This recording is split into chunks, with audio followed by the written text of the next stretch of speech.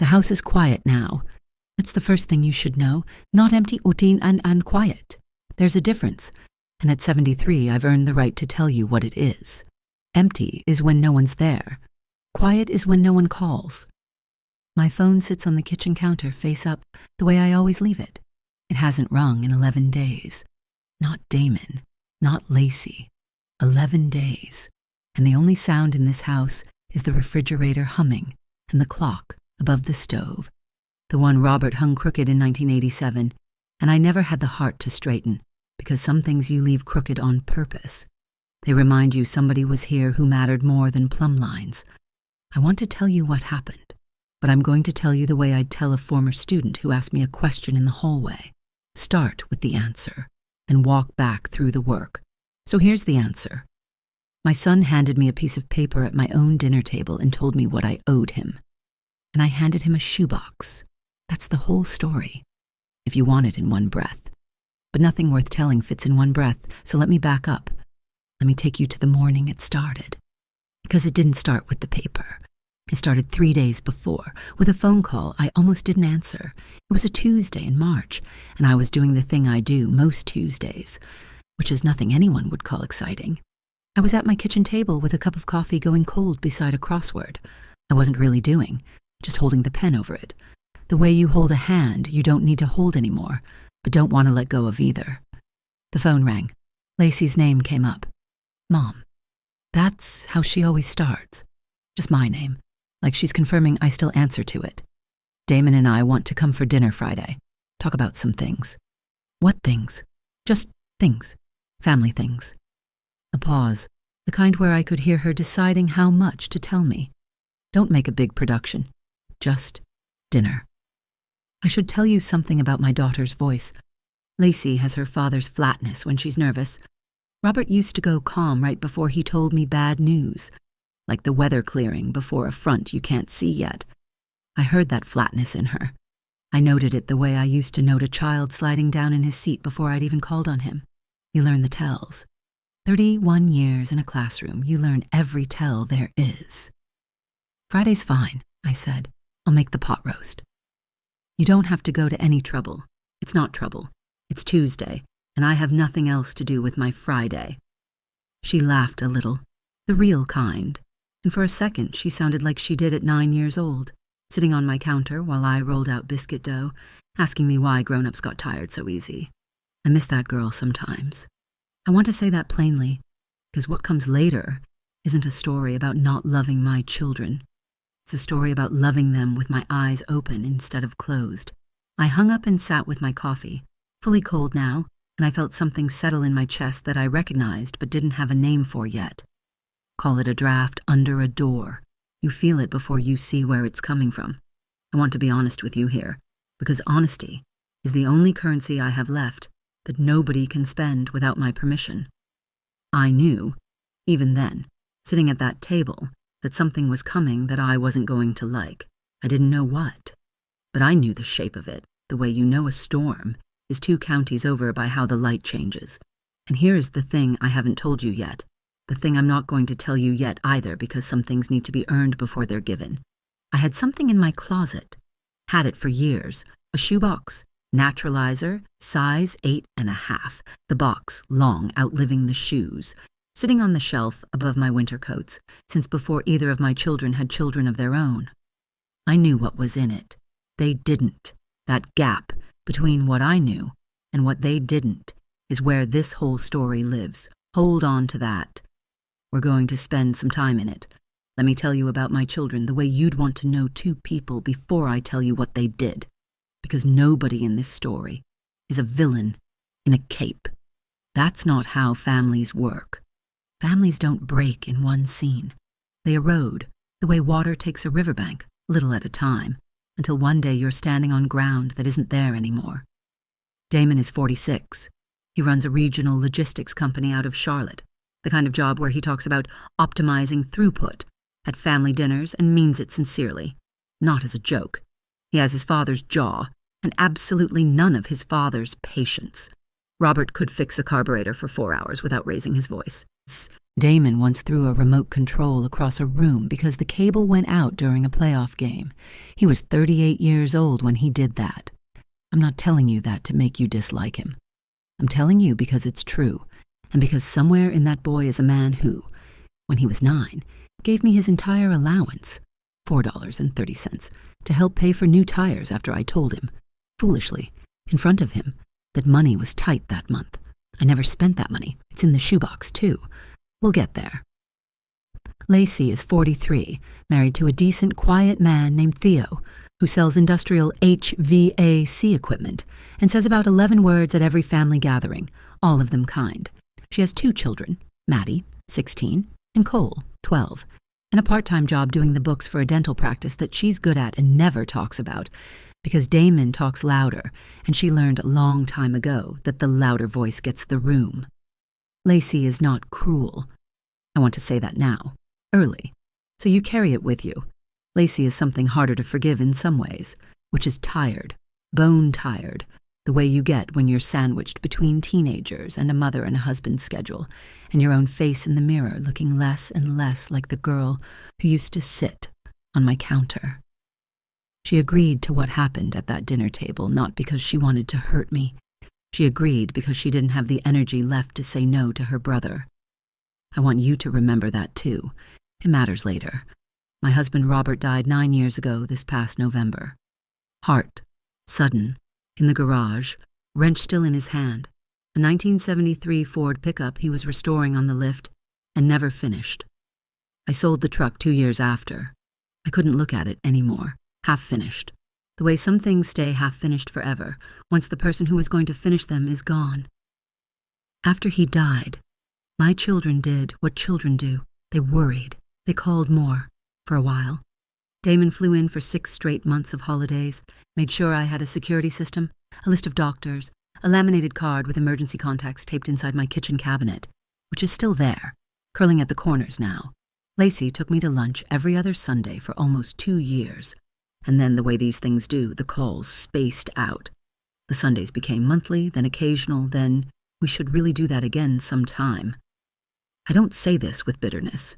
This is simply what happens. Grief has a half-life, and so does attention. And I was a school teacher for 3 decades, so believe me when I tell you I understand that nobody owes anyone constant vigilance forever. Life moves forward. I moved forward too, but somewhere in those 9 years, something shifted that I didn't catch the moment of, the way you don't catch the moment a houseplant starts dying. Only the week you finally notice the leaves have gone brown at the edges. Somewhere in those 9 years, my children stopped seeing me as someone who had given, and started seeing me as someone who needed to be managed. Friday came the way Fridays do, slow in the morning and fast by 4 o'clock. I made the pot roast the way Robert liked it, the way I'd made it for 30-some years, carrots cut on the bias because he said round ones cooked unevenly, though I never once tested whether that was true. Habits outlive their reasons. That's something nobody tells you about widowhood. You keep doing things exactly the way someone taught you long after there's no one left checking your work. The doorbell rang at 6. Damon first, then Lacey and Theo a few minutes behind. The kids dropped at a friend's house, which told me something before anyone said a word. This wasn't a family dinner. This was a meeting that happened to involve a pot roast. Damon hugged me the way he hugs now, quick, efficient, a hand on the shoulder more than an embrace, like he's checking a box on a form. He smelled like the inside of a rental car, faintly of leather cleaner, and nothing else. No cologne, no trace of the boy who used to come home smelling like cut grass and bike chain grease. People change their smell as much as their faces. Nobody talks about that either. "Place looks good, Mom," he said, looking around my living room the way you'd assess a property, not a memory. "It looks the same as it's looked for 20 years, I said. "That's what I mean." I didn't know yet what he meant by that. I'd find out by dessert. Dinner itself was almost normal. Theo asked about my garden, and I told him about the tomatoes, how the early blight had taken half of them in July, and he nodded with that genuine 11 words of kindness attention he always gives. Lacey talked about Maddie's driving lessons, how she'd nearly taken out a mailbox on Oak Street, and we laughed, actually laughed, the 4 of us, for maybe 90 seconds, and I thought, foolishly, that maybe I'd misread the draft under the door. Then Damon set down his fork. He didn't clink it against the plate. He set it down with a kind of deliberate quiet that was somehow louder than if he'd dropped it. "Mom, we wanted to talk to you about something." I gathered that, when you asked for a dinner I didn't have to make a fuss over. Lacey looked at her plate. Theo looked at Lacey. I looked at Damon, who reached into the leather folio he'd brought in and sat on the floor by his chair. I'd noticed it when he walked in, noted it the way you note a stranger's hand near their coat pocket, not with fear, just attention. And he pulled out a single sheet of paper. He slid it across the white oak table, the same table Robert built in the spring of 2004, sanded by hand in the garage over 6 weekends, because Robert didn't trust the finish on anything he bought at a store. The paper slid across that wood and stopped in front of my water glass. "We've been talking," Damon said, "about fairness, about what's owed, going forward, and what's already been given. And I put together something so we could look at it honestly instead of just feeling things about it." I looked down at the paper. At the top, in a font I recognized as the default for some spreadsheet program, it said, "Family support, reconciliation." Below that, columns, dates, line items. "Damon," I said very quietly, "is this an invoice?" "It's not," Lacey started. "It's a summary," Damon said, talking over her the way he's done since he was 7 and she was 4, of contributions, time, money, labor, things we've done for you over the years that just, they add up, Mom, and we think it's fair that you understand the scope of it, especially with, he gestured vaguely at the house, at me, at all of it, especially given some of the decisions you've been making lately. I want you to sit with that phrase for a second, the way I had to sit with it at my own table. Decisions you've been making lately. I'll tell you what decision he meant, eventually.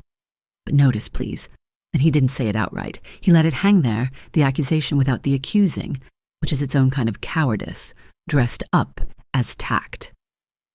I picked up the paper. My hands did not shake. I want that on the record because I know how this sounds in the telling, and I know what you might be picturing. A wounded old woman, papers trembling in her grip. That wasn't me. That has never been me. I read it the way I used to read a student's exam, top to bottom, looking for the structure before I judged the content. Line 1, Emergency Home Repair Coordination, 2018, water heater, 14 hours at $45 per hour, $630. Line 2, Holiday Travel, 2019 to 2024, average 6 round-trip flights coordinated/booked annually, estimated value $4,200.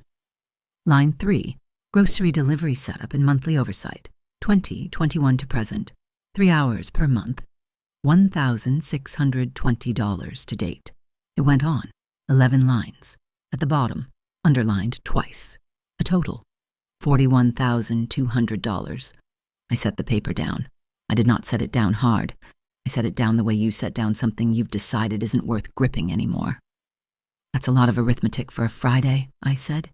"It's not a joke, Mom." Damon's jaw did the thing it does, the thing his father's never did. "We're not asking you to write a check tonight. We're asking you to understand. You've got the house, you've got Dad's pension, you've got... Look, we've talked to someone, an elder law guy, about what happens going forward, about decision-making capacity, about what?" The table went quiet enough that I could hear the refrigerator from the kitchen. Theo's fork had not moved in almost a minute. Lacey was looking at her hands. "We just think," Damon said, choosing his words now with the care of a man stepping across ice, "that it's time for some structure. That's all, a system, so nobody's keeping score in their head and resenting each other for it." I looked at my son, 46 years old, $4.30 at 9, a remote control through drywall at 38, and now this, a spreadsheet, a folio, a phrase like decision-making capacity sitting on my dinner table next to the carrots Robert liked cut on the bias. "Lacey," I said, "did you help with this?" She looked up. Her eyes were wet, just at the rims not falling. "I looked it over," she said. "I didn't... Mom, it's not that we don't..." "Did you help with it?" A pause. The kind of pause that answers a question all by itself. "Yes," she said. I nodded. I did not raise my voice. I want you to understand that clearly, because everything that follows depends on you understanding that I did not raise my voice once, not that night, not at any point in this story, because I have never needed to. The women in my family don't shout to be heard. We've simply never had to. Thank you for dinner conversation, I said, and I stood, and I began clearing plates, and nobody stopped me, and nobody offered to help, and that, more than the paper, more than the number underlined twice, was the thing that told me everything I needed to know about where I currently stood in my own family. I should pause here and talk to you directly for a moment, because I think you need to know something about me before we go any further, something the spreadsheet didn't have a line item for. I taught 5th grade for 31 years at the same elementary school 2 miles from this house. Robert worked at the plant, then in maintenance for the county. Steady work, never flashy, the kind of job that built a life instead of a headline. We were not rich.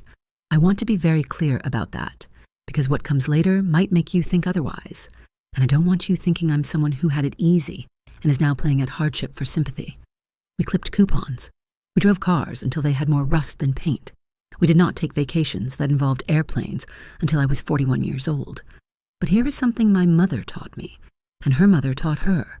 Back when this family didn't have 2 nickels to introduce to each other, you do not let anyone, including your own children, see exactly how much you have or how much you know or how much you're keeping track of, not because you intend to use it against them, because the moment people know the full shape of what you're holding, they start making decisions based on what they think they can take from it, instead of what they actually need.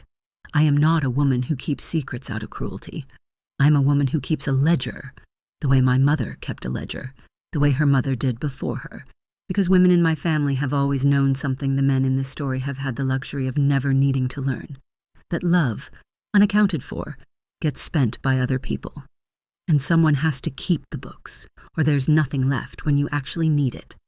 So yes, I had something in my closet that night, a shoebox, and I did not bring it to the table, not yet. You'll understand why soon enough. For now, just know this. When my son handed me a piece of paper with a number underlined twice, I already knew, before I'd read a single line, exactly how that number compared to the one sitting 11 feet away in a closet. He'd never once looked inside. That's the gap I mentioned earlier. Let's go back into it. The days after that dinner were quiet in the old way, the comfortable way, before they became quiet in the new way. I didn't call Damon. He didn't call me.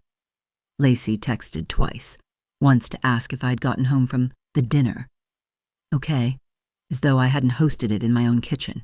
And once, 3 days later, to forward an article titled Talking to Aging Parents About Finances, a Guide, which I read in full, twice with my coffee, and did not respond to. I want to tell you what I did instead, because this is where the story actually starts moving, even though from the outside it would have looked like nothing was happening at all. I went to the closet. The shoebox was exactly where it had been for years, on the shelf above my winter coats, behind a hat box I haven't opened since Robert's funeral. I took it down. The cardboard had gone soft at the corners, that particular felted softness old cardboard gets, and when I lifted the lid, the smell that came up was something like old paper and the faint ghost of rubber bands gone brittle. Dust, a little, time mostly. Inside, checks, dozens of them banded in stacks by year, rubber bands so old some had fused slightly to the paper beneath, leaving a thin amber ring, like a tree shows its age. Let me tell you what these checks were, because I haven't yet, and I think you've waited long enough. For 30 years.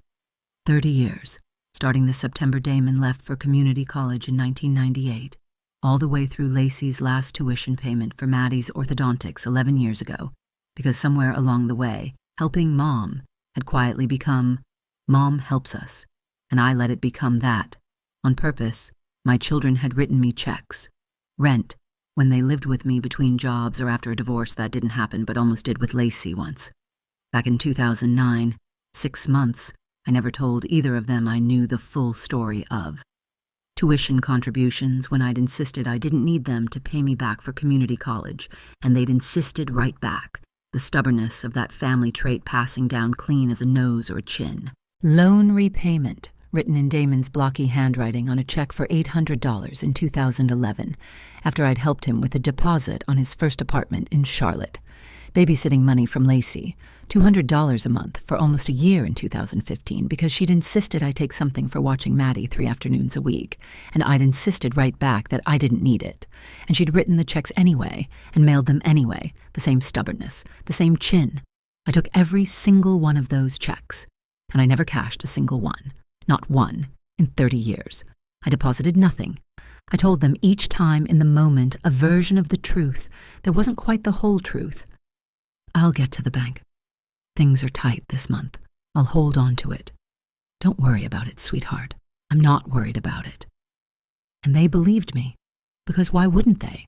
Because a mother saying she'll handle the money is the most unremarkable sentence in the English language, and nobody double-checks the unremarkable. I put them in a shoebox instead, dated, in order. I even wrote, in pencil on the inside of the lid, a kind of running total, updated maybe once a year, the way you'd track a garden's growth against a fence post. By the time Damon handed me that piece of paper with $41,200 underlined twice, the shoebox in my closet held checks totaling $63,810. I sat on the floor of my closet that Tuesday afternoon, the smell of old cardboard and brittle rubber bands in the air, the soft thud of one stack against another as I went through them year by year, and I want to tell you honestly, I cried a little. Not from anger, from something closer to grief, the specific grief of watching two people you raised forget, slowly and without noticing, the shape of what they once were willing to give. Because here's the thing the spreadsheet got wrong, the thing it could never have accounted for. No matter how many line items Damon added, the number on his paper assumed a one-way street. Children give, eventually, a little, when convenient, and a mother takes, because that's apparently what mothers are for in their later years. A recipient, a line item, a decision-making capacity to be managed. But there had never been a one-way street in this family. There had been two people writing checks to their mother out of love and stubborn pride for 30 years, and a mother quietly absorbing every one of those checks into a debt she had no intention of ever collecting, because the debt was never the point. The point was that they'd offered. The point was that every single time, when it would have been easier to let me pay for things, they had tried instead to pay me. I had been saving the proof of that for 30 years, not because I planned to use it as a weapon, but a woman keeps a ledger, and eventually, someone hands her a bill she didn't earn, and she remembers exactly where she put the receipts. That's the medium loop closed for you. What was in the box? Now let me close the small one, the thing I noticed and didn't explain that first night, because you may have caught it too. When Damon walked in that Friday, and I noted the leather folio by his chair, I also noted something smaller, a faint line on his ring finger, lighter than the rest of his hand, the kind of pale band skin gets when a ring's been removed after years of wear. Damon's wedding ring. Gone. I didn't ask. I am his mother, not his interrogator. And there's a way you learn, raising children, to let a silence sit until someone's ready to fill it themselves. But I noticed, and I filed it next to everything else I was filing that week, because it would matter later, and not in the way you'd expect. I'll tell you when we get there. For now, back to the days after the dinner, because the disrespect that had been a feeling at that table was about to become something else entirely. Something done, not just said. It happened on a Thursday, 9 days after the dinner. I want to walk you through it slowly, the way it actually unfolded, because the speed of it, how fast something can move from concept to consequence, is part of what I need you to understand about my son. I'd gone to get my hair done, the same Thursday morning appointment I've kept at the same salon for 11 years. Carla doing the color the same way. She's done it since before she had her second child, who is now in middle school. I was gone 2 hours, maybe 2.5. Nothing unusual. The kind of 2.5 hours that, on any other Thursday, wouldn't register as anything at all. When I got home, I had voicemail. 3 messages. The first from my bank. I want to describe the sound of that message, because sound matters more than most people think when they're telling you about the worst parts of their lives. It wasn't dramatic. It was a recording, the flat, automated kind, informing me there had been an attempted change to account access permissions, and asking me to call to verify my identity before any changes were processed. I called. I sat at my kitchen table, the white oak one, phone pressed to my ear, on hold for 11 minutes with a hold music so tinny and thin it sounded like it was being played through a tin can on a string. And when a person finally came on the line, a young man named Marcus with a kind, patient voice, he told me that someone had come into a branch that morning. A man identified himself as my son, with documentation including a copy of my driver's license and what he described as a healthcare power of attorney, and had attempted to add himself as a joint signer on 2 of my accounts. The attempt had failed because 31 years of teaching 5th grade had taught me one thing above all others: never make it easy for anyone, even people you love, to do something behind your back. My accounts required a secondary verification only I could provide, a thing I'd set up years before, almost as an afterthought, the kind of administrative caution that costs you nothing until the one day it costs someone else everything. He didn't get access, Marcus told me. I want to be clear about that, ma'am. Nothing was changed. I understand, I said. My voice did not shake. I want you to know that. Thank you for telling me. I hung up the phone. I sat at my table. The clock above the stove, crooked since 1987, ticked the way it always ticks, and outside my window a dog barked twice and went quiet, and I sat with my hands flat on the white oak Robert sanded by hand, and I let myself feel, fully and without flinching, exactly what had just happened. My son had walked into my bank with a piece of paper claiming legal authority over me that I had never signed, never discussed, never agreed to in any conversation I could recall, and had tried to put his name on my money. This is the turning point I need you to sit in for a moment, because everything before it was feeling, and everything after it is fact. A spreadsheet at a dinner table is an insult. It stings. It sits wrong in your chest for days, but it's still just paper, still just an opinion dressed up as math. A man walking into a bank with a forged document and attempting to access his mother's accounts without her knowledge is not an insult. It's an act. I called the bank back the next morning and asked Marcus, by name, because I'd written it down, because I write everything down, to flag my accounts permanently, to require my presence, and only my presence for any future changes, and to send me, in writing, a full record of the attempted visit, the date, the time, the document Damon had presented. I did not call Damon, not that day, not the day after. I wanted to know what kind of document he'd actually had first, because as far as I knew, I had never signed a healthcare power of attorney naming my son. It took me 4 days to get a clean copy from the bank's records department. 4 days of phone calls and faxed forms, and one very patient woman named Diane, who I suspect, by the end of it, understood exactly what kind of family drama she'd stumbled into and handled it with more grace than I had any right to expect from a stranger doing her job. When the document came through, I sat with it at my kitchen table and read it twice. It was real. That was the first thing I confirmed. Not forged, not fabricated from nothing. It was a power of attorney document, the kind you can find templates for online, filled out with my name, my address, my date of birth, and a signature at the bottom that was, unmistakably, a passable forgery of my own hand. I want to tell you what that felt like. Seeing my own name signed by someone else's hand at the bottom of a document meant to hand away pieces of my life. It felt like standing in a room and hearing your own voice come out of someone else's mouth, saying things you never said. A specific kind of dislocation. Not pain exactly. Something colder than pain. I called Damon that evening. He answered on the second ring, which told me he'd been waiting, in some part of himself, for this call. Mom, I have the document, I said, from the bank. A long pause. I could hear faintly the sound of a television in the background, muted but flickering, the kind of silence that has texture to it. It wasn't what it looked like, he said finally. It looked like a forged power of attorney, Damon. What was it instead? I was trying to... Mom, I talked to a lawyer. I told you that. About decision-making, about protecting the assets.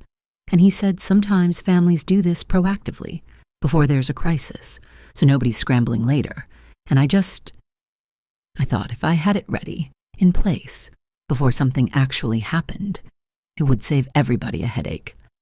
I wasn't trying to take anything. I was trying to get ahead of it. You signed my name. Another pause, shorter this time. I was going to have you sign the real version after. I just needed it filed so the timeline would... He stopped himself. Even he heard it, I think, the moment the sentence collapsed under its own weight. It sounds bad when you say it like that. It sounds bad, I said very evenly. Because it is bad, Damon. Not bad timing. Not bad optics. You forged a legal document with my name on it and presented it at my bank in an attempt to gain access to my accounts without telling me. That is not getting ahead of a crisis. That is creating one. I heard him exhale, long, the sound of a man who knows he's lost an argument he hadn't realized he was having out loud until just now. I'm not going to yell at you, I said, and I meant it, and I want you to understand why, because this is important. I've never yelled at you in your life, and I'm not going to start over a piece of paper, but I want you to know that I know, and I want you to think very carefully about what you do next, because right now you and your sister have one chance to show me which version of this family you actually believe in. What does that mean? You'll see, I said, at dinner. And I hung up the phone, and I sat in my quiet kitchen, the clock ticking crooked above the stove, and for the first time in 9 days, I felt something other than grief. I felt ready. I want to step outside the story again for just a moment, because I think you deserve to know what I was actually planning during those final days before the second dinner, the one where everything I've been telling you about comes due. I was not planning revenge. I want to be precise about language here, because precision is the only gift a long life gives you that's worth keeping. Revenge implies a desire to wound. I had no desire to wound my children. I had by that point a clear and settled desire to be seen, accurately, completely, as the person I had actually been for 30 years, instead of the line item I had apparently become in my son's spreadsheet. There is a difference between those two things, and the difference is the whole shape of what happened next. I called my attorney, a steady, unhurried man named Philip Garner, who'd handled Robert's estate 9 years before, and had stayed on my Christmas card list since, the way good professionals sometimes become something closer to old friends. I told him about the bank, the forged document, the spreadsheet. He was quiet for a moment on the phone, and then he said something I've thought about often since. Vivian, you don't need me to fix this for you. You need me to make sure you're protected while you fix it yourself. We spent 40 minutes going over my accounts, my will, the deed to the house, solely in my name since the day Robert and I bought it in 1979, a fact that would matter more, soon, than I'd expected it to. He helped me file a formal notice with the bank closing off any future attempt at unauthorized access, properly, permanently, with paperwork that couldn't be argued around by a son with a lawyer friend, and good intentions gone sideways. And then I asked him one more question, the one I'd really called about. Philip, if I wanted to formally document and return funds that were given to me as gifts over many years, checks that were never cashed, is there a clean way to do that? Something that holds up, something undeniable? He laughed, a short surprise sound. Vivian, what have you been doing for 30 years? Keeping the books in my duo, I said, the way my mother taught me. He helped me prepare something simple, a single ledger sheet, typed, dated, listing every check by year, amount, and original purpose, cross-referenced against the bank's confirmation that none had ever been deposited or cashed. Clean, undeniable. The kind of document that doesn't need a raised voice behind it, because the numbers do all the talking a person could ever need. I drove home from his office with that single sheet of paper on the passenger seat, and I parked in my driveway, and I sat for a moment with the engine off, listening to it tick as it cooled, and I thought about my son standing at a bank counter with a forged signature, trying to take something from me he didn't realize I'd never needed him to give in the first place. And I thought about my daughter, agreeing to a spreadsheet because she was too tired to say no. And I thought, it's time they understood the difference between the two of them. It's time they understood, period. I went inside. I took the shoebox down from the closet shelf one more time. I counted the checks again, slower this time, reading each date, remembering, actually remembering, the way memory comes back specific and unbidden when you handle an object instead of just thinking about it. The year each one arrived, 1998. Damon's blocky handwriting, 18 years old, an envelope that smelled faintly of the cafeteria food from his dorm. 2009, Lacey's looping cursive, the ink slightly smudged where I imagined her hand resting too long on the wet line, before sealing the envelope. Crying, maybe? Though she never said so, and I never asked. I rubber banded them back together by year, and set the lid back on, and I called Lacey. "I'd like you and Theo and the kids to come to dinner Sunday," I said. "And I'd like Damon there too. All of you. I have something I want to show the family." "Mom, is everything okay?" "Everything is fine," I said. And for the first time in 9 days, that was completely true. "I just think it's time we settled the books." Sunday came clear and a little cold for March, the kind of bright, thin sunlight that doesn't warm anything but makes everything look freshly washed. I made the pot roast again. I want you to know that I didn't change the menu, didn't dress the moment up as something more dramatic than a Sunday dinner, because the power of what I was about to do didn't need staging. It needed only the truth, set down plainly on a table that had held 30 years of this family's meals and arguments and silences in roughly equal measure. Maddie and Cole arrived first, with Theo, 16 and 12, and entirely unaware that anything beyond pot roast was on the agenda, which was exactly how I wanted it. Children should be allowed to eat dinner without inheriting their parents' reckonings. Lacey came in behind them, a casserole dish of green beans balanced against her hip, and when she hugged me at the door, I felt something in her that hadn't been there at the last dinner. Kind of bracing. The way you brace before stepping into cold water you already know is coming. Damon arrived last, alone. No folio this time. I noticed that immediately, the way I'd noticed its presence the time before. Whatever he'd come to say tonight, he wasn't planning to say it with a spreadsheet. We ate. The kids talked about a school trip to Washington in the spring. Maddie practicing her debate team voice on the merits of visiting the Smithsonian versus the monuments, and Cole interjecting periodically with facts about the Air and Space Museum that nobody had asked for and everybody enjoyed anyway. It was, for 45 minutes, an entirely ordinary family dinner, the kind I used to take for granted before I understood how rare ordinary actually is. Then the plates were cleared, and Theo took the kids into the living room to watch something on his phone, an act of quiet generosity I noted and have never forgotten, because Theo has always known, without being told, when a room needs to be emptied of children, and it was just the three of us, me, Damon, Lacey, the white oak table between us, cleared now except for water glasses and the low gold light coming through the window at the particular slant March gives you in the evening. "Mom," Damon said, and I could hear that he'd rehearsed this, "I want to apologize. For the bank thing. I talked to a lawyer again, a different one, and he told me flat out what I did it wasn't okay. It wasn't legal, even. I panicked, I think. After we left here that first night, I kept thinking about Dad, about how fast it happened with him, and I got it into my head that if something happened to you, I needed to already have things in place, and I went about it completely wrong. And I'm sorry." I looked at my son. There was something in his face I hadn't seen in years.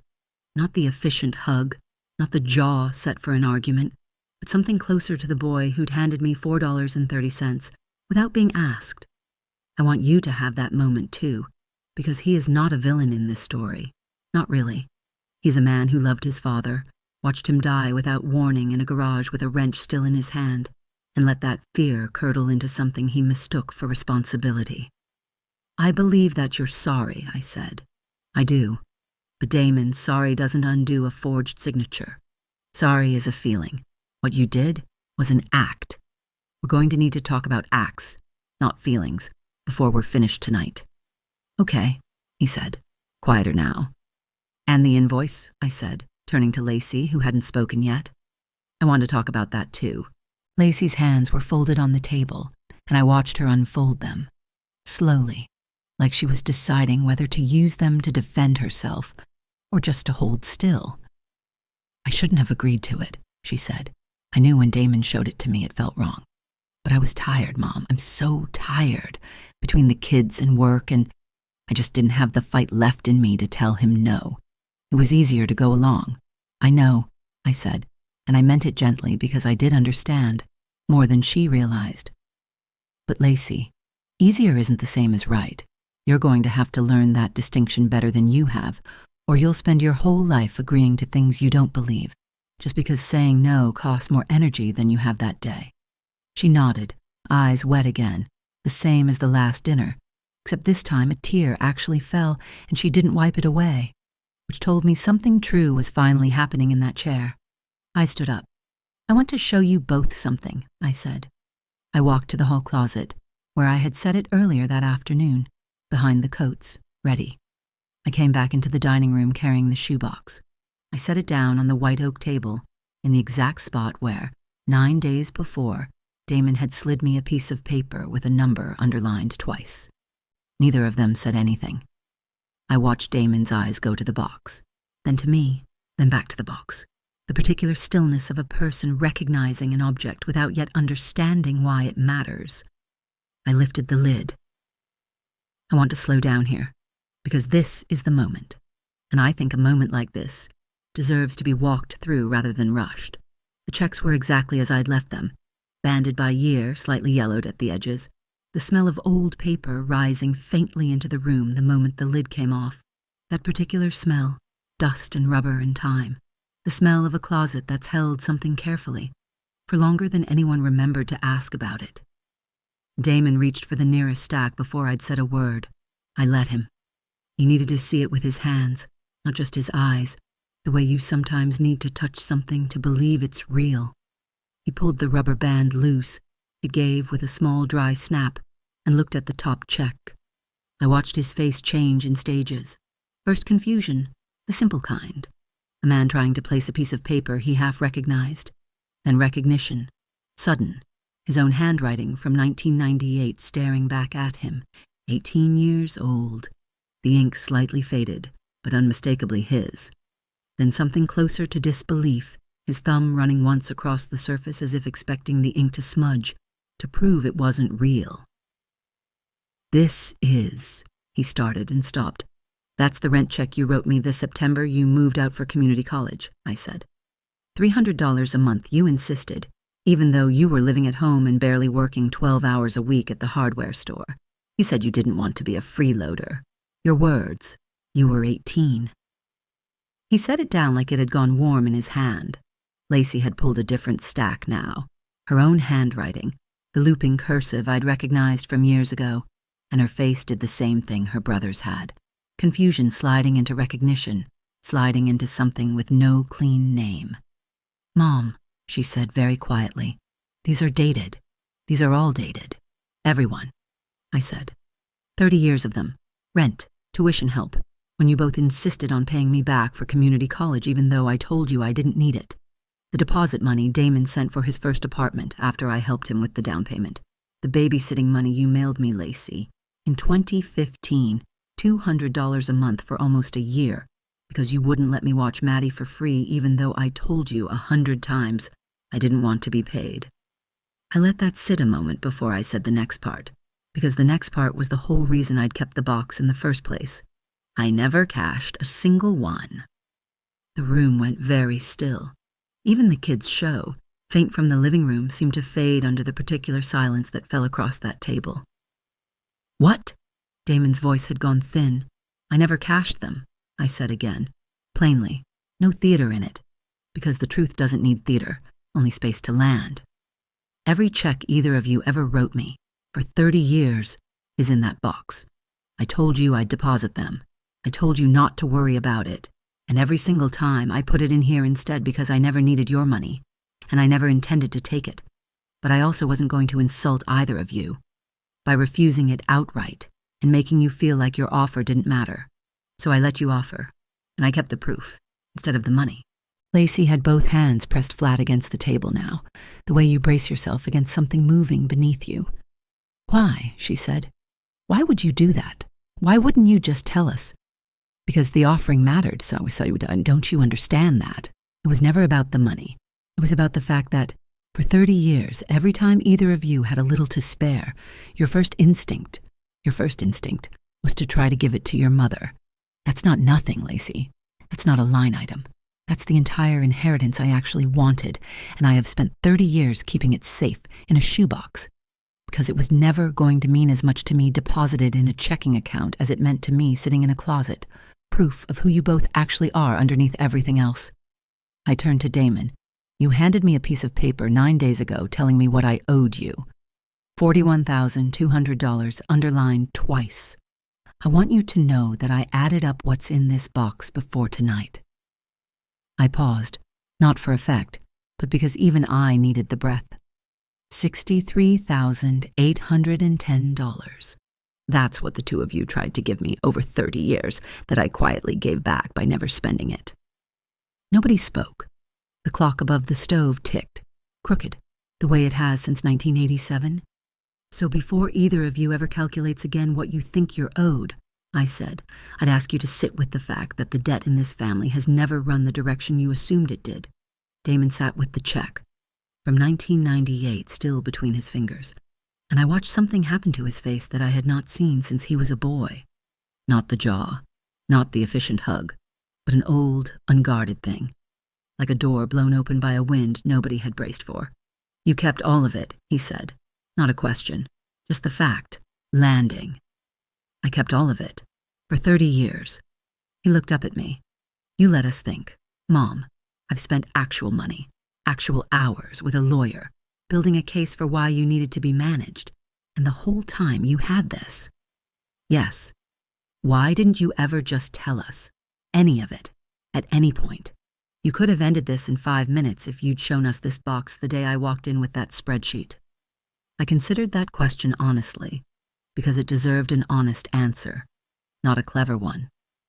Because if I'd shown it to you that night, it would have looked like a weapon, I said. I would have been a woman who pulled out a trump card to win an argument, and you would have spent the next 10 years remembering that night as the time your mother humiliated you at her own table, instead of the night you finally understood her. I wanted you to sit with what you'd done first. I wanted you to feel the full weight of believing I was a line item before I told you I'd been your benefactor the whole time. There's a difference between winning an argument and being understood, Damon. I have never once, in my life, cared about the first thing. He set the check down on the table gently, the way you'd set down something that might still be alive. Lacey hadn't moved.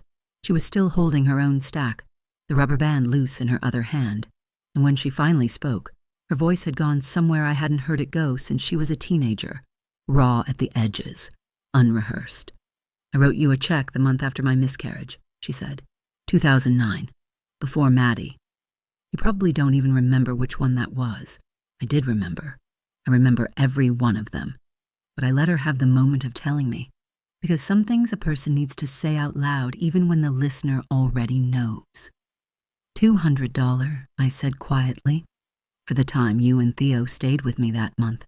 You insisted on paying for groceries even though I told you there was nothing to pay for.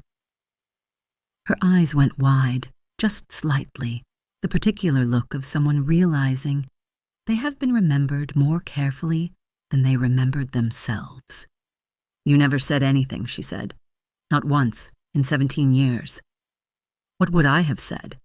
I see you're grieving and trying to pay your mother for groceries because you don't know what else to do with your hands. You needed to feel useful that month, Lacey. I let you feel useful. That's what the money was for. It was never about the $200. She put both hands over her mouth, the way you do when something is trying to come out sideways, and you're not ready to let it. I'm sorry, she said, from behind her hands, for the invoice, for agreeing to it, for all of it. I know, I said. I believed you the first time. I just needed you to say it again, now that you understand what it cost. There's a thing I haven't told you yet, and I think this is the moment for it, because it belongs here, in the quiet after the box, more than anywhere else in the story. I mentioned, a while back, the pale band on Damon's ring finger, the wedding ring, gone. I'd noticed it the first dinner and filed it away, the way you file away anything you're not ready to ask about directly. He told us that night, after the box, after the checks, in a voice that had gone smaller than I'd heard from him in 20 years. He and his wife, Renee, had separated in January. Quietly. No drama, no affair. Nothing so simple as a single cause, just two people who had stopped reaching for each other somewhere in the last few years and hadn't noticed until the distance was already permanent. He hadn't told either of us. He'd been carrying it alone for 2 months, going to work, optimizing throughput, building spreadsheets about what his mother owed him, while his own marriage sat in pieces he hadn't found the words to describe to anyone. I want you to understand something about that confession, because it matters to how you should think about my son. The forged document, the spreadsheet, the cold, efficient hug at the door, none of it excuses what he did. I want to be clear about that. A man does not get to forge his mother's signature because his marriage is falling apart. Those are not the same category of thing, and I never once, that night or after, allowed him to braid them together into an excuse. But I understood him better, sitting there, watching him turn his own wedding ring tan line over in the lamplight without seeming to know he was doing it.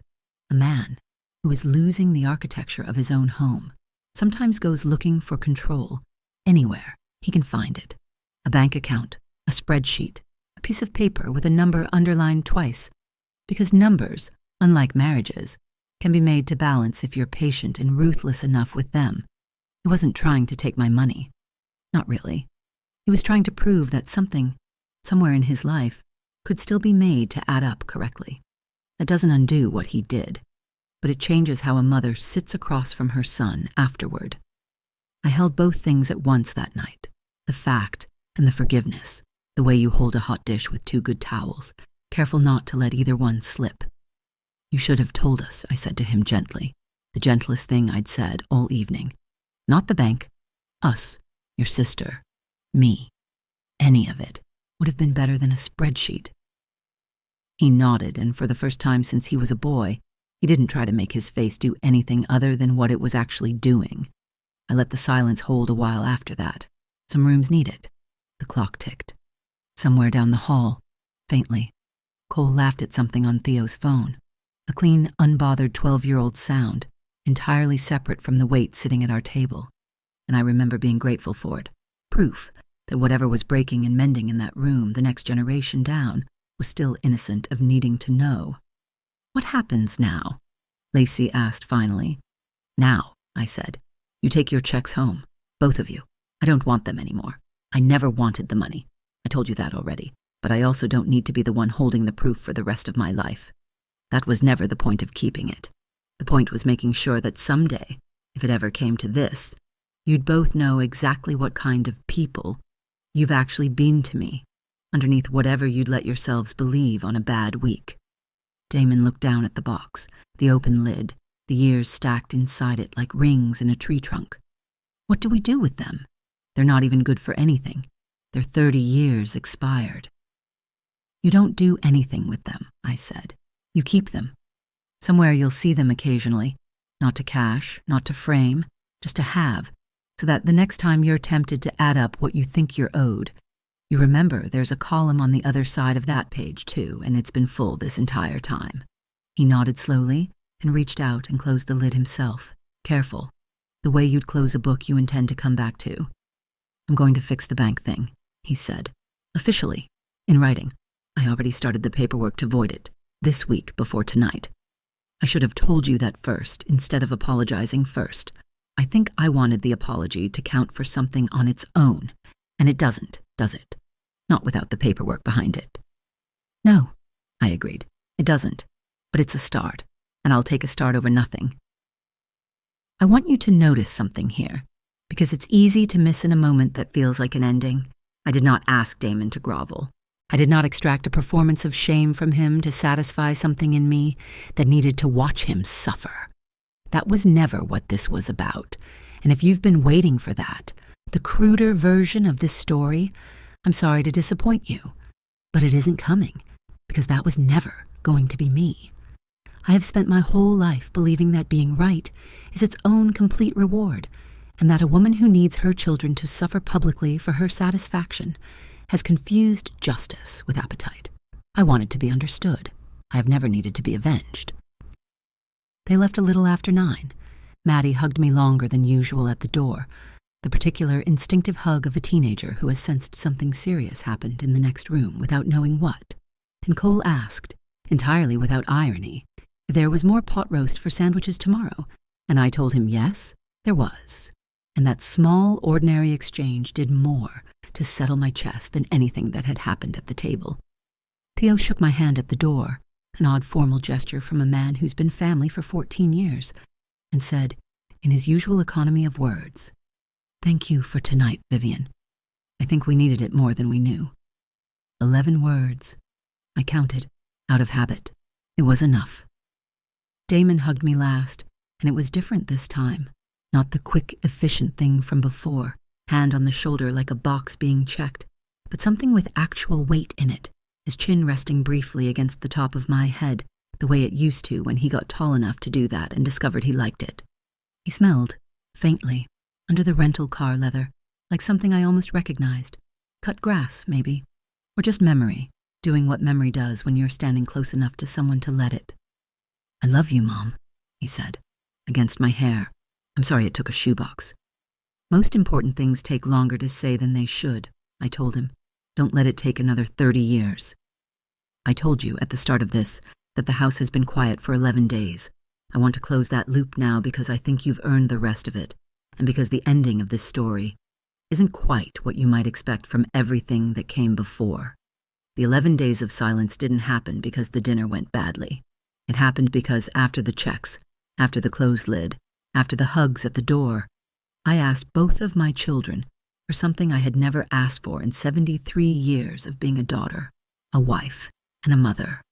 I asked them for space, not punishment, not the cold silence of a woman nursing a grudge behind a closed door.